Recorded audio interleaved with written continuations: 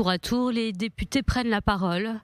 Ils donnent leur position sur le projet de loi sur l'aide financière de 17,6 milliards de dollars à Israël. Un projet proposé par les Républicains.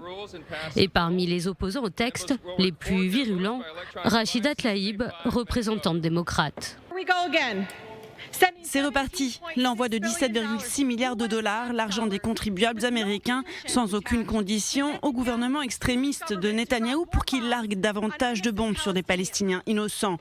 Si vous ne soutenez pas Netanyahou, si vous êtes dégoûté par les innombrables vidéos d'enfants sans vie sortis des décombres, si vous croyez réellement au respect des droits de l'homme et du droit international, votez contre un chèque en blanc au génocide de Netanyahou. Les Républicains avancent aussi leurs arguments.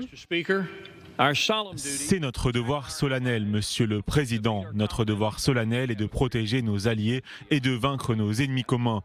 Je pense que nous sommes d'accord des deux côtés de l'allée pour dire que nous devons le faire. Le 7 octobre 2023, le Hamas a lancé une attaque brutale contre nos amis israéliens et nous avons tous vu le carnage, l'évaluation des dégâts et les terribles pertes humaines en Israël. Cette attaque injustifiée et non provoquée a été une démonstration cruelle de ce qu'il y a de pire dans l'humanité. Quelques minutes plus tard, la décision tombe. 250 pour, les non sont de 180. Les 2/3 ne sont pas dans l'affirmatif. Le projet de loi n'est pas adopté. De nombreux élus démocrates ont qualifié ce projet de loi de stratagème politique destiné à détourner l'attention d'un projet de loi du Sénat.